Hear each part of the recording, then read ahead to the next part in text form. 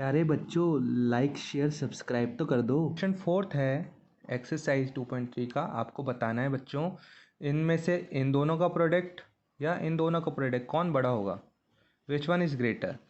पहले इन दोनों का प्रोडक्ट कर लेते हैं। देखिए, क्योंकि ऑफ का मीनिंग क्या होता है, इनटू, और इधर भी ऑफ का साइन हटाओगे तो इधर भी क्या मीनिंग होगा, इनटू।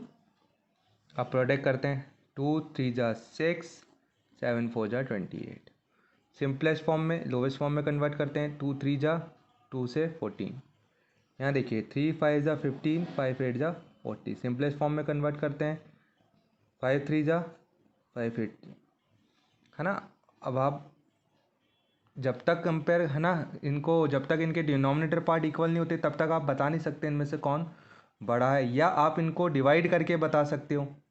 तो हम क्या करते हैं, इसके डिनोमिनेटर पार्ट इक्वल बना लेते हैं, है ना। वो कैसे बनाएंगे, बाय एलसीएम मेथड। देखिए डिनोमिनेटर्स का एलसीएम लेंगे।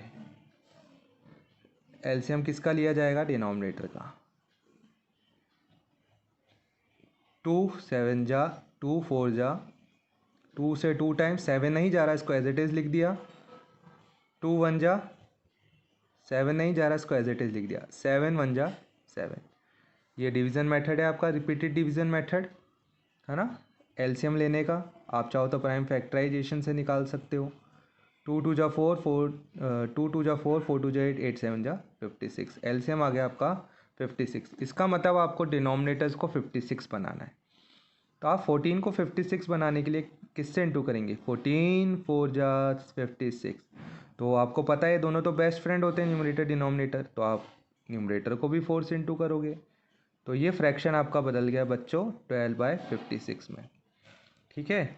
अब 3/8 को भी आपको कितना बनाना है, 3/8 के डिनोमिनेटर को भी आपको 56 बनाना है। तो इसको इंटू करेंगे, 8 7 जा 56, तो इसके न्यूमरेटर को भी 7 से इंटू करेंगे। तो ये जो फ्रैक्शन था वो बदल गया 21/56। अब आप कंपेयर कर सकते हैं क्योंकि दोनों के डिनोमिनेटर पार्ट इक्वल हैं।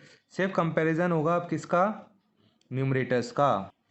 यहाँ पे आपके हर एक जैसे हो गए हैं, तो सिर्फ अब यहाँ पे अंश को कंपेयर करेंगे, अंश की तुलना करेंगे, है ना, सिर्फ न्यूमरेटर की करेंगे।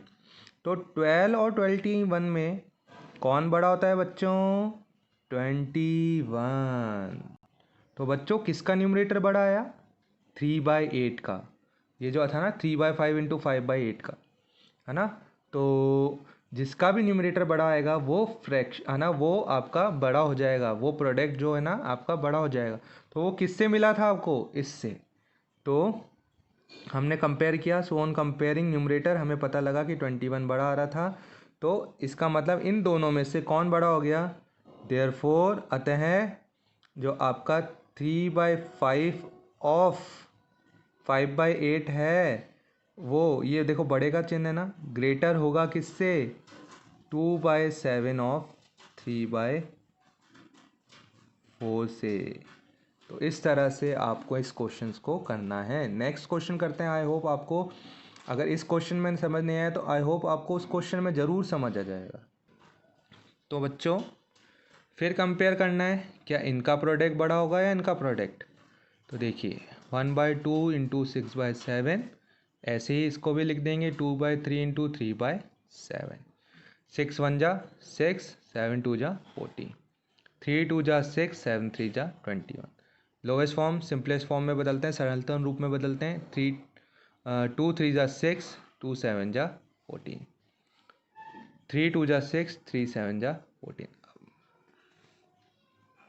ठीक है। अब इनकी तुलना करनी है, कंपेयर करना है। कंपेयर करने के लिए देखो आपको बताया था डिनोमिनेटर हर इक्वल होना चाहिए। ऑलरेडी जैसे हमने बदला इनको लोवेस्ट फॉर्म में सरलतम रूप में, तो ये डिनोमिनेटर इक्वल ही आ गए। तो हम लिख देंगे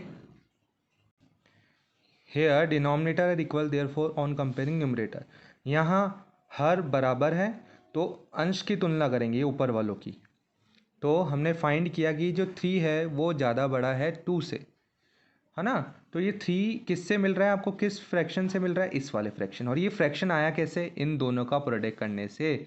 देयरफॉर अतः आपका जो प्रोडक्ट था 1/2 ऑफ 6/7 बच्चों, वो ग्रेटर होगा किससे, 2/3 ऑफ 3/7 7 से। देखिए यहाँ एलसीएम मेथड की ज़रूरत क्यों नहीं पड़ रही, क्योंकि ऑलरेडी हमारा डिनोमिनेटर बराबर था। इस क्वेश्चन में एलसीएम मेथड की क्यों ज़रूरत पड़ी, क्योंकि डिनोमिनेटर लोवेस्ट फॉर्म में जब हमने इसको सरलतम रूप में बदला तो इक्वल नहीं था। तो कंपेयर करने के लिए हमें डिनोमिनेटर इक्वल चाहिए होता, हर को बराबर चाहिए हमें, हर, है ना, हर में जो नंबर है वो बराबर होना चाहिए, डिनोमिनेटर इक्वल होना चाहिए। तो इक्वल बनाने के लिए हमें डिनोमिनेटर्स का हर का एलसीएम लेना पड़ता है, लघुत्तम लेना पड़ता है। एलसीएम मतलब लघुत्तम, है ना। लघुत्तम के लिए हमने रिपीटेड डिवीजन मेथड, एलसीएम के लिए हमने रिपीटेड डिवीजन मेथड किया है, ठीक है। फिर आपको इन फ्रैक्शन के डिनोमिनेटर को इस एलसीएम के इक्वल बनाना पड़ता है।